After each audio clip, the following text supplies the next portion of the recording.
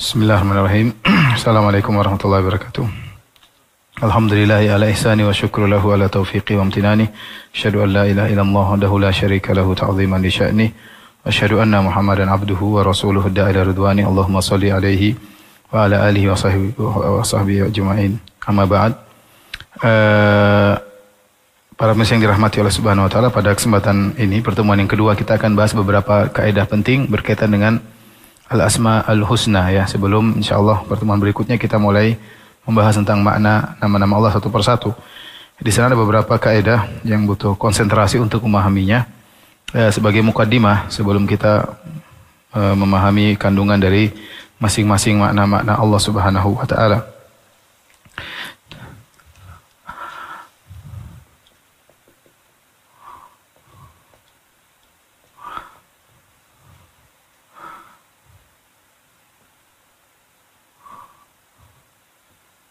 Kaidah-kaidah penting Asma Al-Husna ya. Kaidah di antaranya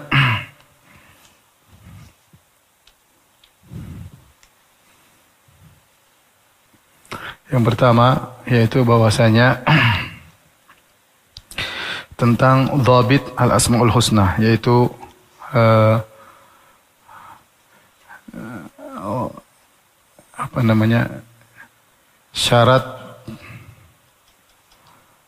syarat-syarat Al-Asma Al-Husna.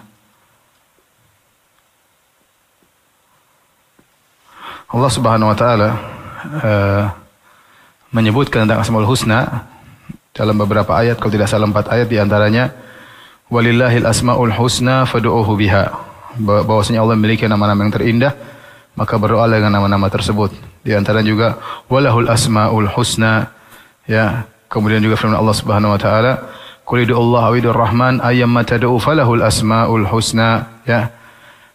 Huwallahul khaliqul bari'ul musawwir lahul asmaul husna. Dalam 4 surat Allah sebutkan tentang asmaul husna. Oleh karenanya itu, apa definisi asmaul husna? Definisinya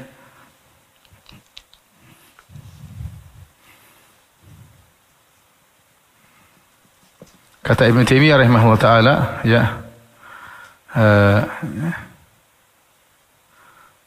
al-asma al-husna al-ma'rufah hiya allati yud'a biha wa hiya allati waradat fil kitab was sunnah wa hiya allati taqtadi al-madah wa thana binafsiha.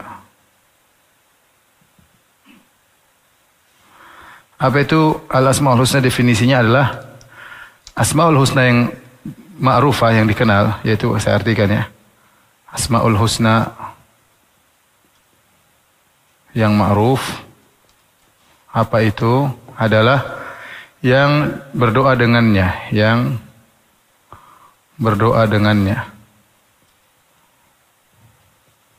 kemudian yang datang dalam Al-Quran dan Sunnah, dalam Alkitab, Al-Quran dan Sunnah. Kemudian yang ketiga adalah yang mengharuskan pujian dengan sendirinya, pujian kepada Allah dengan sendirinya.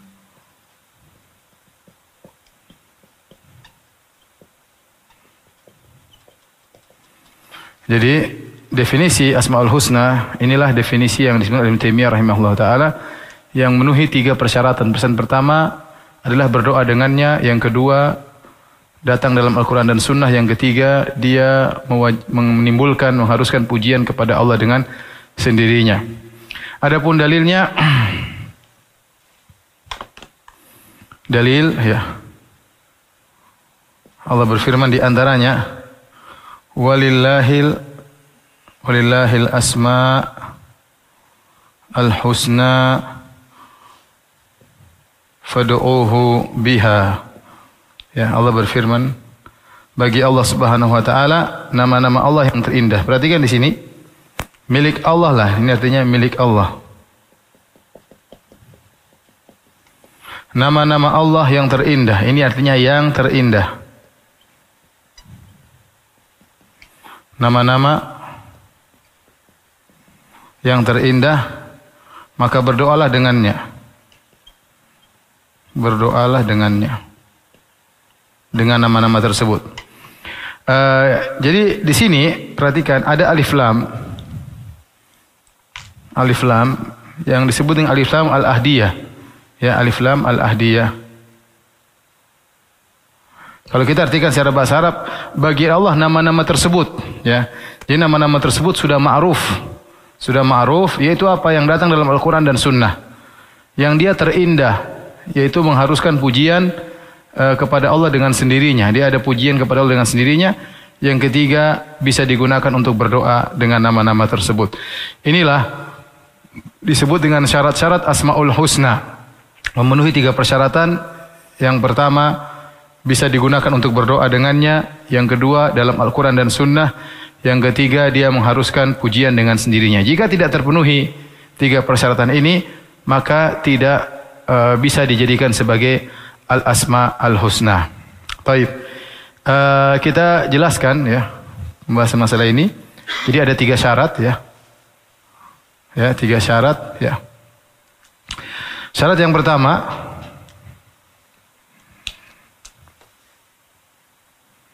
atau ya, yang pertama kita balikin aja yang pertama ya. Yang pertama adalah dalam Al-Quran Sunnah. Yang kedua berdoa dengannya. Syarat yang pertama yaitu datang dalam Al-Quran dan Sunnah.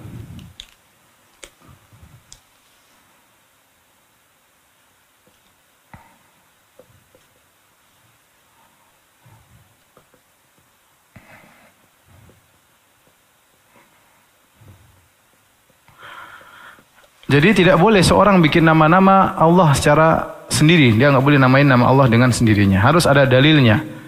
Ya, sudah sebutkan di antara dalilnya harus ada datang dari Al-Quran dan Sunnah. Kemudian juga dalam hadis yang panjang kata Nabi SAW tentang nama-nama Allah, sammaita bihi nafsaka. Ya, dalam doa kesedihan. Ya, kata Nabi SAW. Yang artinya yang nama tersebut engkau namakan dirimu dengannya. Jadi yang menamakan Allah adalah dirinya sendiri. Sammaita bihi nafsaka. Tidak ada yang bisa kasih nama Allah kecuali Allah yang lebih tahu tentang nama tersebut. Ya, jadi kalau Allah yang kasih nama, tidak boleh kita namakan sendiri. Oleh karenanya di antara penamaan yang keliru, misalnya menamakan Allah dengan contoh nama yang keliru, ya.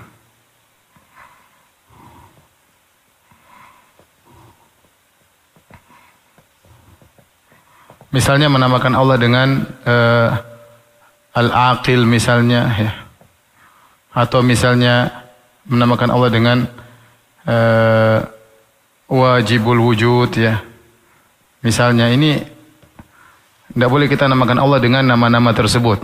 Karena nama-nama ini tidak datang dalam Al-Quran dan Sunnah, ya. Oleh karenanya seorang harus terikat dengan Al-Quran dan Sunnah. Dan tidak boleh menggunakan kias dalam hal ini, ya. Catatan, tidak boleh menggunakan kias dalam hal ini.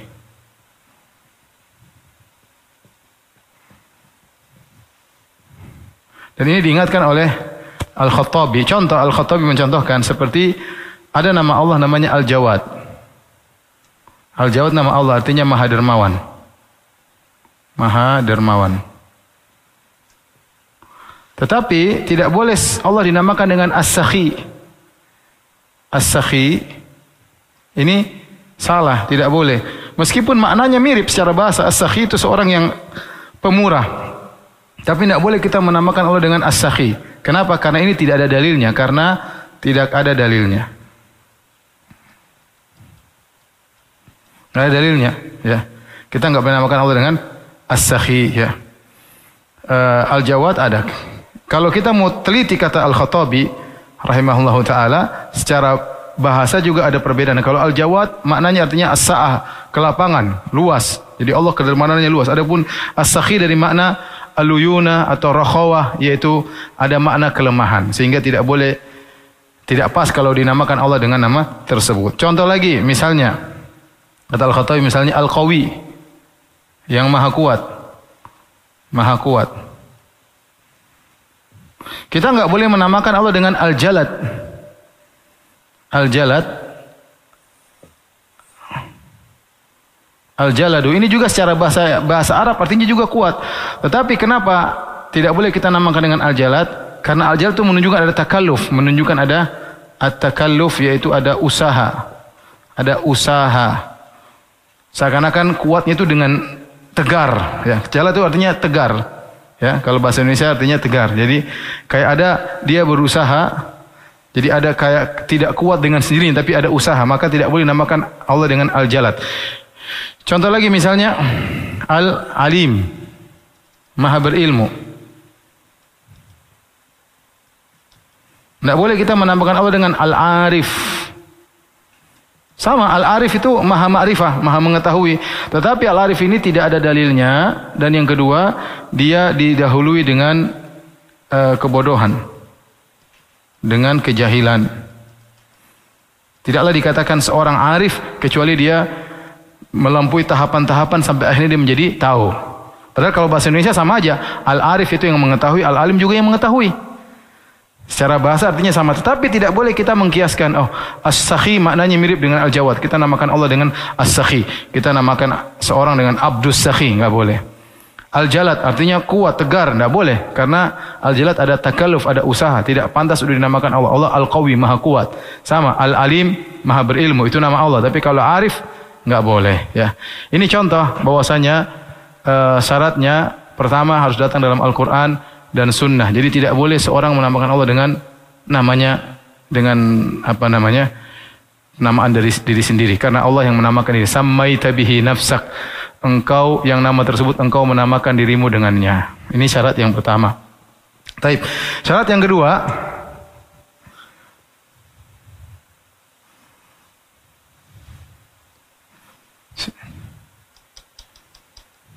syarat kedua yaitu berdoa dengannya.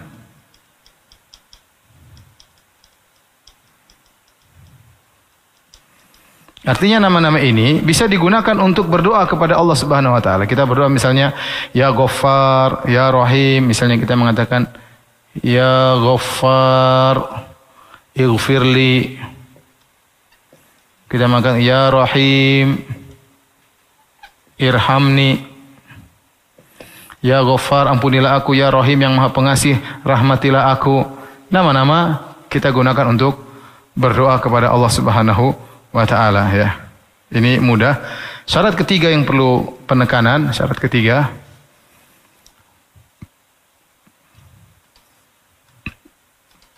yaitu secara sendiri, dengan sendirinya menunjukkan keindahan dengan sendirinya. Dalilnya apa? Karena Allah mensifati al-asma dengan al-husna. Al-asma al-husna.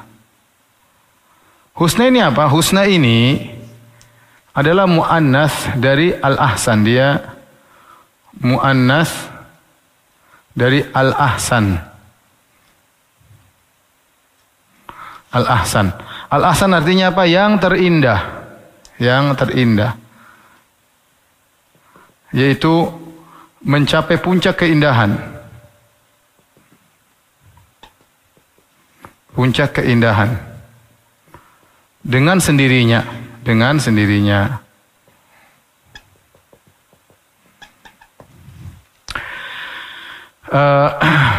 Kemudian juga ya, oleh karenanya tidak boleh kita menamakan Allah dengan suatu nama dalam Al-Quran dan Sunnah yang tidak menunjukkan puncak keindahan. Karenanya, ya, tidak semua sifat atau fi'il Allah yang datang dalam dalil bisa dijadikan nama. Contoh Allah berfirman dalam Al-Quran, contohnya sun Allah alladzi atqana kulla syai'. Sun Allah itu ciptaan Allah. Maka misalnya juga sibghatullah, wa man ahsanu minallahi sibghatullah. Ini di antara perbuatan Allah. Tidak mungkin kita menamakan sun, kita namakan Allah jadi sani', atau kita mengatakan sabiq misalnya. Ini harus ngerti bahasa Arab ya. Sani itu pembuat, karena kata pembuat itu tidak menunjukkan keindahan secara sendirinya. Tidak menunjukkan keindahan secara sendirinya. Buat apa? Ya. Sama mencelup sibghatullah, wa man ahsanu minallahi sibghah. Celupan Allah, siapa yang lebih indah daripada celupan Allah? Maka tidak ada ulama menamakan Allah dengan sani', sabiq, enggak ada. Ya. Sani' itu berbuat ya. Sama seperti firman Allah Subhanahu wa taala, fa'alul lima yurid. Allah Maha melakukan. Maka tidak ada Allah namanya fa'il atau fa'al. Ya, tidak ada nama Allah fa'al atau fa'il. Kenapa? Karena Allah melakukan apa yang Dia kehendaki, tidak dinamakan Allah Maha melakukan. Karena melakukan itu tidak jelas, tidak menunjukkan keindahan secara sendirinya. Beda dengan Ar-Rahim, Maha penyayang, sudah jelas indah sendirinya. Al-Qadir, Maha kuat, secara sendirinya menunjukkan Dia Maha indah. Maka tidak diambil dari sunnah jadi as-sani' atau sabiq atau fa'al atau fa'il. Ini enggak bisa dijadikan nama-nama Allah.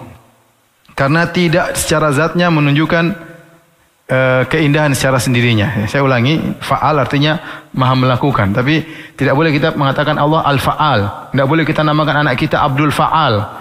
Tidak boleh, karena melakukan itu masih umum, tidak menunjukkan keindahan secara sendirinya. Yang kedua, contoh kedua, ya, apalagi sifat-sifat Allah yang datang secara terikat. Contoh misalnya firman Allah, wa makaru wa makarallah wallahu khairul makirin. Mereka berbuat makar dan Allah berbuat makar. Tidak boleh kita menamakan Allah dengan al-makir, sang pembuat makar, al-makir, enggak boleh. Kenapa? Karena Allah baru terpuji kalau Dia berbuat makar kepada orang yang berbuat makar. Ya. Adapun kita bilang Allah al-makir, ini tidak mendatangkan pujian secara sendirinya. Contoh lagi misalnya, ya. Innal munafiqina yukhadi'una Allah wa huwa khadi'uhum. Ya. Yukhadi'una Allah wa huwa khadi'uhum. Coba. Artinya orang-orang munafik menipu Allah dan Allah menipu mereka. Allah terpuji ketika membalas tipuan dengan tipuan. Allah terpuji tatkala bisa balas makar kepada orang yang berhak untuk dikasih makar. Ya, tetapi kalau kita namakan Allah dengan al-khadi' atau al-mukhadi', enggak boleh. Kita enggak boleh namakan Allah al-mukhadi'. Ini enggak boleh. Ini semua karena sifat-sifat tersebut tidak memberikan pujian secara tersendiri, ya. Maka tidak bisa dijadikan nama-nama Allah Subhanahu wa taala. Beda lain halnya, misalnya lain halnya kita bilang, ya, contoh ini nama-nama Allah yang benar. Allah yang benar. Coba renungkan, misalnya Ar-Rahim, artinya apa? Maha pengasih. Al-Ghafur, artinya apa? Maha penyayang. Al-Qadir, artinya maha kuat. Al-Alim, artinya maha berilmu. Terus apa? Al-Hayyu, artinya maha hidup, ya. As-Samad, artinya yang semuanya membutuhkan kepadanya. Al-Ahad, artinya Maha Esa. Ini semua nama-nama ini memberi pujian secara sendirinya. Orang dengar Ar-Rahim, Maha Penyayang, sudah terpuji dengan sendirinya. Al-Ghafur, Maha Pengampun. Al-Afu, Maha Memaafkan. Ar-Razak, Maha Pemberi rizki. Ini semua nama-nama yang secara zatnya memberikan keindahan. Beda dengan ini tadi, nggak bisa kita bilang Sani, pembuat. Pembuat apa? Ya. Pembuat apa? Nggak jelas. Sama dengan yuridullahu bikumul yusra. Al-Murid, yang berkehendak. Berkehendak apa? Nggak jelas. Sehingga tidak dikatakan Allah Al-Murid. Meskipun sifat-sifat tersebut datang dalam Al-Quran. Tetapi tidak bisa diambil darinya nama-nama Allah. Ini sekedar apa sih definisi Al-Asma'ul Husna. Tapi ini kaidah yang pertama. Semoga bisa dipahami.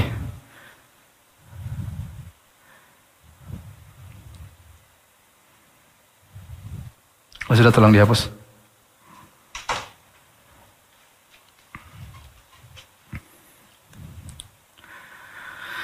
Para pemirsa yang dirahmati Allah Subhanahu wa taala. Jadi tadi telah kita sebutkan tentang syarat Asmaul Husna. Pertama, harus ada dalilnya dari Al-Qur'an dan Sunnah karena Allah yang menamakan dirinya dengan nama-nama tersebut. Kemudian yang kedua, bisa berdoa dengannya, dan yang ketiga tadi dia memiliki keindahan dengan sendirinya, memiliki keindahan dengan sendirinya. Makanya kita katakan Allah tidak boleh dinamakan dengan As-Sani, sang pembuat. Karena pembuat itu apa? Macam-macam, ada buat baik, ada buat buruk. Ya, kemudian juga Allah tidak boleh dinamakan dengan misalnya Al-Fa'al, sang pelaku. Ya, pelaku maksudnya apa? Tidak menunjukkan keindahan secara sendirinya. Apalagi kita menamakan Allah dengan Al-Makir, Maha Pembuat makar. Ini juga nggak boleh karena Allah membuat makar hanya kepada orang yang berbuat makar, yang berhak dikasih makar baru Allah kasih makar. Sama seperti firman Allah, Innal munafiqina yukhadi'una Allah. Orang-orang munafik menipu Allah. Wa huwa khadi'um, Allah menipu mereka. Maka tidak boleh kita namakan Allah dengan Al-Mukhadi', sang penipu. Enggak boleh. Karena tidak mendatangkan keindahan dengan sendirinya. Beda tatkala kita menamakan Allah dengan Al-Alim, yang Maha mengetahui. Dia memberikan keindahan dengan sendirinya. Contoh, kita namakan Allah dengan Al-Ghafur, yang Maha Pengampun. Orang dengar langsung tahu ini memberikan keindahan dengan sendirinya. Contohnya lagi Al-Hayyu, yang Maha Hidup. Ya, orang langsung tahu Maha Hidup. Dengan nama itu saja sudah menunjukkan keindahan dengan sendirinya. Tidak menimbulkan apa? Ambigu. Ya, langsung orang dengar langsung paham maknanya. Contohnya Al-Afu, yang Maha Pengampun, pemaaf. Jelas orang pemaaf dipuji. Ini dengan sendirinya memberikan pujian. As-Sami', Maha mendengar. Al-Basir, Maha melihat. Nah, seperti nama-nama ini bisa dijadikan nama-nama Allah. Kenapa? Karena secara zatnya dia memberikan makna indah secara sendirinya. Makna indah secara sendirinya. Nah, kaidah kedua. Kaidah kedua, ya, nama-nama Allah, ya,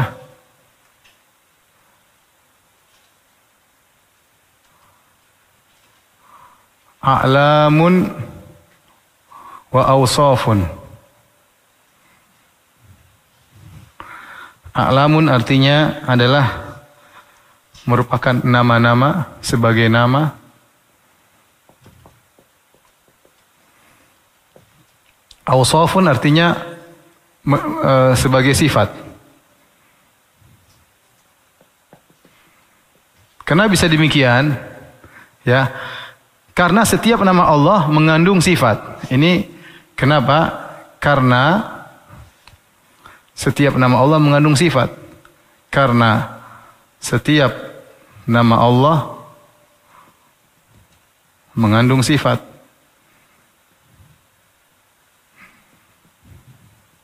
Contoh, Al-Alim mengandung sifat Al-Ilmu. Ya. Al-Alim ini nama, Maha berilmu karena memiliki sifat ilmu. Al-Qadir, Maha kuasa, memiliki sifat Al-Qudrah. Ya. Al-Qudrah. Ya. Jadi setiap nama pasti mengandung sifat. Tidaklah Allah dinamakan dengan Al-Qawi kecuali karena Allah memiliki Dzul Quwwatil Matin, memiliki kekuatan. Ya, makanya setiap nama mengandung sifat. Al-Ghafur karena memiliki sifat Ghufran, maghfirah. Ya. Jadi setiap nama Allah mengandung sifat. Makanya nama-nama Allah itu kalau ditinjau dari satu sisi, dia sebagai nama, bisa ditinjau dia sebagai sifat. Ya, kalau ditinjau sebagai nama, perhatikan sini, jika nama-nama Allah ditinjau sebagai nama,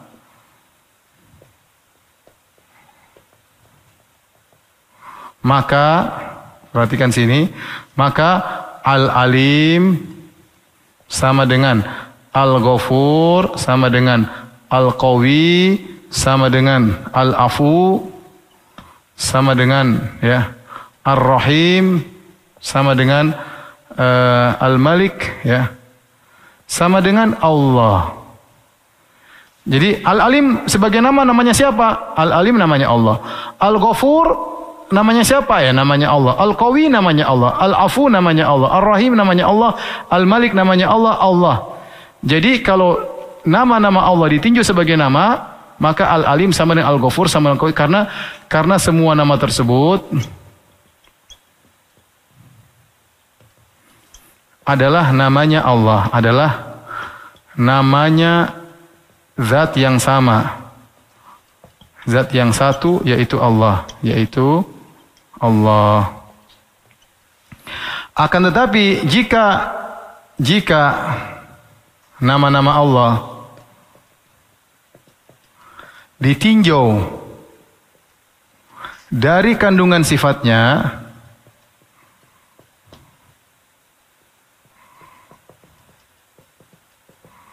maka perhatikan sini, jika ditinjau dari kandungan sifatnya, maka Al-Alim tidak sama dengan Al-Ghafur, tidak sama pula dengan Al-Qawi, tidak sama pula dengan Al-Afu, yang maaf, tidak sama pula dengan Ar-Rahim, tidak sama pula dengan Al-Malik, tidak sama pula dengan Allah. Kenapa tidak sama? Ditinjau dari sifat, karena Al-Alim menunjukkan sifat ilmu. Beda dengan Al-Ghafur. Al-Ghafur memiliki sifat ghufran. Al-Qawi menunjukkan sifat quwwah. Al-Afu menunjukkan sifat af. Ar-Rahim menunjukkan sifat rahmah. Al-Malik menunjukkan sifat al-mulk. Allah menunjukkan sifat ilahiyah. Maka perhatikan sini, ya. Jika ditinjau dari sebagai namanya Allah, maka semua ini tidak ada bedanya. Tapi jika ditinjau dari sifat-sifat, maka ingat, sifat yang dikandung oleh Al-Alim tidak sama dengan Al-Ghafur. Ya. Kenapa kita bikin kaidah ini? Kenapa sih bikin kaidah ini? Ini ya dalam rangka membantah Mu'tazilah.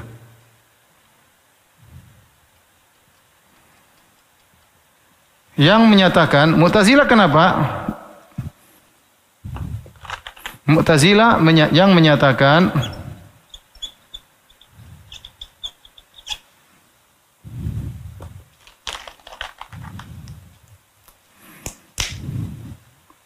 bahwa nama-nama Allah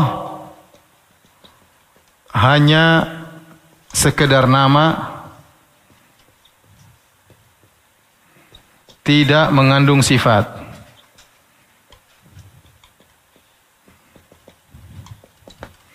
Ya, sehingga mereka mengatakan ya Al-Alim ya sama dengan Al-Qawi, karena sama-sama tidak mengandung sifat. Tidak ada bedanya Al-Alim, Al-Qawi, kemudian Ar-Rahim, ya. Kenapa? Karena semua ini tidak mengandung sifat. Karena semuanya tidak mengandung sifat.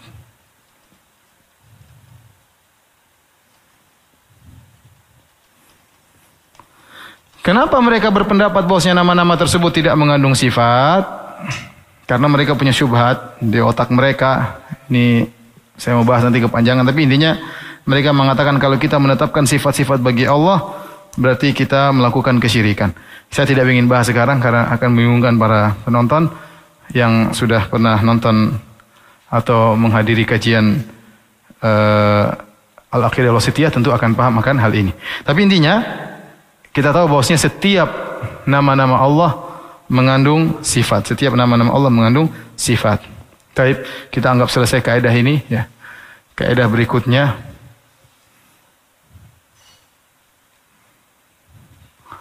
nama Allah jumlahnya tidak terbatas. Tidak terbatas dengan bilangan tertentu. Banyak orang menyangka nama Allah cuma 99. Banyak orang menyangka nama Allah cuma 99. Padahal tidak benar, nama Allah tidak terbatas. Adapun hadis tentang Allah memiliki 99 nama akan kita jelaskan. Tapi yang benar nama Allah tidak terbatas. Dalilnya apa? Dalilnya banyak ya. Di antaranya dalilnya ya, kata Nabi SAW dalam doa menghilangkan kesedihan, kata Nabi SAW, as'aluka bikulli ismin min huwalak. As'aluka bikulli ismin huwalaka sammaita bihi nafsak au anzaltahu fi kitabik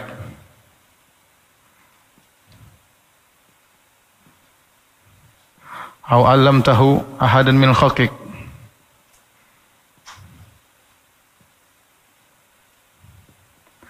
awi ista'sarta bihi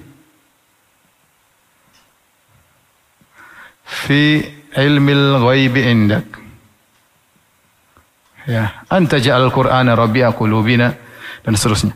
Nabi pernah berdoa, ya Allah, aku mohon as'aluka bi kulli ismin huwalak. Aku memohon dengan bertawassul dengan seluruh nama-namamu yang milikmu. Sammaita bihi nafsak, yang namamu tersebut kau namakan dirimu dengan nama tersebut. Kau yang namakan dirimu. Au anzaltahu fi kitabik, atau kau turunkan dalam Al-Qur'an nama tersebut.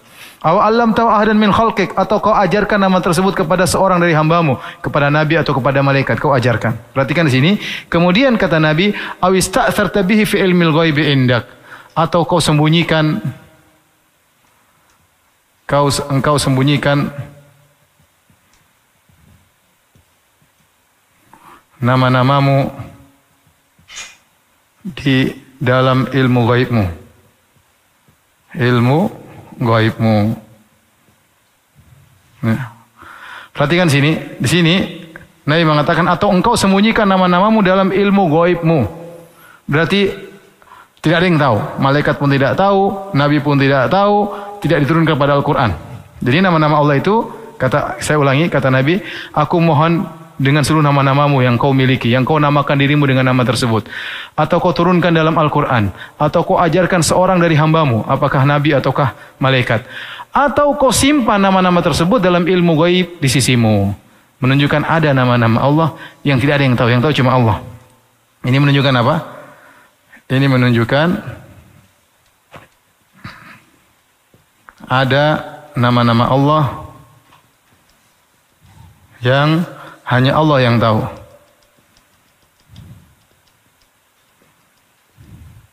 Dalil yang lain juga, dalil yang kedua, Nabi SAW ketika sujud di padang mahsyar, Nabi SAW sujud di padang mahsyar untuk syafaat al-uzma.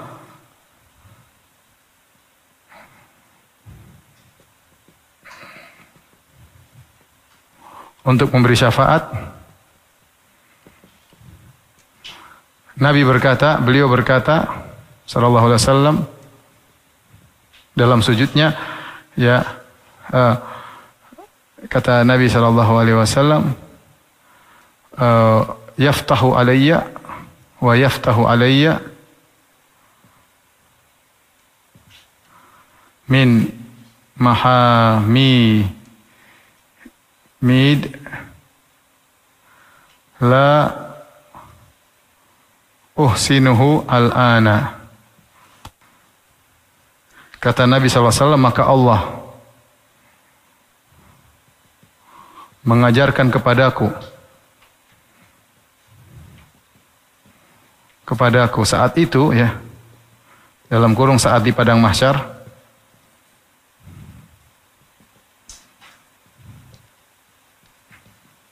ya, pujian-pujian yang sekarang aku belum bisa, sekarang aku belum tahu. Nanti kalau sekarang Nabi memuji Allah dengan nama-nama Allah yang Nabi tahu, Nabi puji Allah dengan Al-Alim, Al-Qadir. Nabi berdoa dengan nama-nama Allah, Al-Ghafur, Ar-Rahim. Dalam doa Nabi sebutkan Al-Aziz, Al-Qawi, Nabi sebutkan. Tapi nanti di padang mahsyar, wa yaftahu alayya min mahamidihi la uhsinuhu al-an. Ya. Kata Nabi, nanti di padang mahsyar aku akan dibukakan oleh Allah cara memuji Allah yang sekarang saya belum bisa, kata Nabi. Berarti ada di sana, nanti Nabi baru diajarkan belakangan nama-nama Allah. Berarti menunjukkan apa? Ada nama-nama Allah yang baru Allah ajarkan kepada Nabi sallallahu alaihi wasallam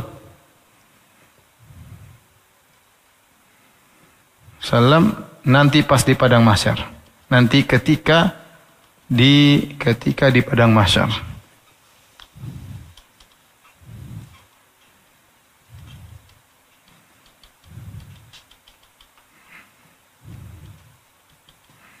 Di antara dalil yang menunjukkan bahwasanya nama-nama Allah tidak ada batasannya adalah doa Nabi ketika sholat witir. Nabi berdoa dengan doanya, la uhsi sana'an alaik anta kama asnaita ala nafsik. Ini sering kita dengar orang-orang kalau witir dia baca doa ini, yaitu Allahumma inni a'udzu bi ridhaka min sakhatik wa bi mu'afatika min uqubatik wa bika mink la uhsi sana'an alaik anta kama asnaita ala nafsik. Artinya, ya Allah, aku tidak mampu, tidak menguasai untuk memujimu, untuk menyanjungmu.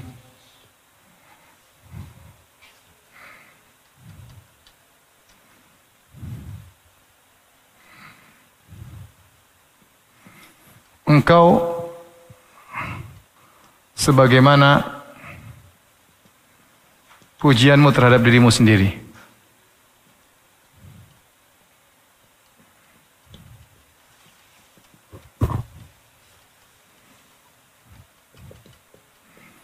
Artinya apa? Tidak ada yang mampu memuji Allah sebagaimana mestinya, yang seharusnya. Karena yang menguasai nama-nama Allah cuma Allah Subhanahu wa taala. Artinya tidak ada yang mampu memuji Allah secara lengkap, memuji Allah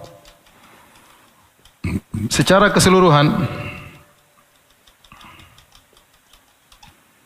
Kenapa? Kata Ibnu Qayyim, karena tidak ada yang mengetahui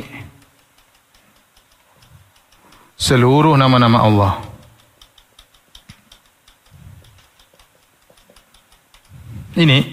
Ini dalil-dalil, ya, di antaranya bahwasanya nama-nama Allah jumlahnya tidak terbatas, ya. Jumlahnya tidak terbatas dengan bilangan tertentu. Timbul pertanyaan.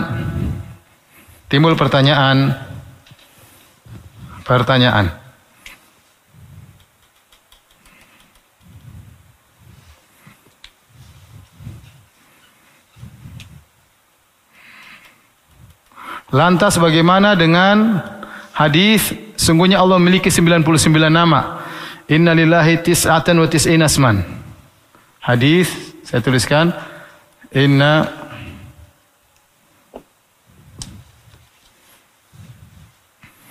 Nabi SAW, inna lillahi tis'atan wa tis'ina asman. Man ahsaha dakhalal jannah. Perhatikan sini, kata Nabi SAW, sesungguhnya Allah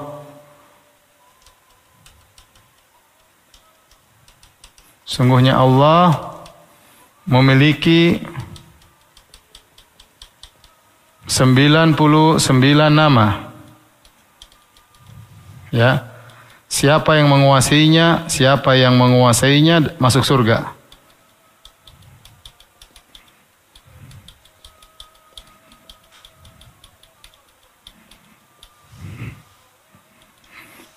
Perhatikan di sini, kata Nabi SAW, sungguhnya Allah memiliki tis'atan wa tis'ina asman, 99 nama.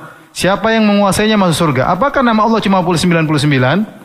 Apakah nama Allah cuma 99? Kata para ulama bahwasanya nama-nama ini bukan pembatasan. bahwasanya nama Allah cuma 99. Tetapi dari sekian banyak nama-nama Allah, maka ada 99 yang spesial. Makanya di sini man ahsaha dakhalal jannah, ini adalah jumlah dia naat, sifat dari isman. Kalau saya artikan begini, sungguhnya Allah memiliki 99 nama, yang nama itu memiliki sifat khusus. Barang siapa yang menguasainya masuk surga. Saya kasih sederhana gini. Saya bilang, saya punya 2 anak yang perempuan. Apakah berarti dipahami anak saya cuma 2 perempuan? Jawabannya tidak. Saya punya anak laki-laki juga. Tapi saya bilang saya punya 2 anak, sifatnya apa? Yang perempuan. Bukan berarti saya cuma punya anak 2 saja. Saya punya anak juga yang lain. Masih saya mengatakan misalnya, saya punya mobil yang sering mogok. Saya punya 2 mobil yang sering mogok. Saya punya 2 mobil yang sering mogok. Bukan berarti mobil saya cuma 2 saja. Saya punya mobil lagi yang lain. Misalnya ada 3 tapi tidak pernah mogok. Itu contoh. Berarti tatkala saya mengatakan saya punya 2 mobil yang sering mogok, bukan berarti dipahami saya punya mobil cuma 2. Sama ketika Nabi berkata Allah memiliki 99 nama, siapa yang menguasainya masuk surga, bukan berarti nama Allah cuma 99. Di antara dalil yang keempat ya. Ini bahwasanya nama Allah tidak terbatas. Boleh saya tambahkan di sini ya. Ternyata nama-nama Allah jika dihitung dalam Al-Quran dan hadis lebih daripada 100 bahkan ya nama. Menunjukkan itu sih dalam Al-Quran hadis banyak 120, 130 ya banyak ya. Sehingga ini semua menunjukkan nama Allah bukan 99. Adapun 99 ini adalah nama-nama yang spesial. Nah, para ulama khilaf ya. Para ulama khilaf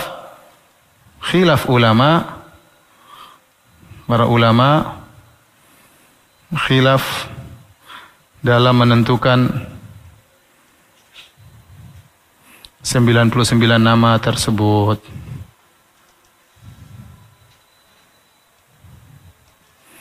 Kita lanjutkan insyaallah besok, pertemuan besok ya. Ini yang bisa sampaikan pada kesempatan kali ini. Mohon maaf tadi ada gangguan sedikit ya. Insyaallah besok kita akan bahas tentang nama-nama, khilaf sedikit, baru kemudian kita masuk pada penjabaran tentang nama-nama Allah tersebut insyaallah taala. Semoga apa yang disampaikan bermanfaat dan semoga semakin membuat kita dekat kepada Rabb kita. Demikian subhanakallah bihamdik asyhadu an la ilaha illa anta astaghfiruka wa atubu ilaik. Assalamualaikum warahmatullahi wabarakatuh.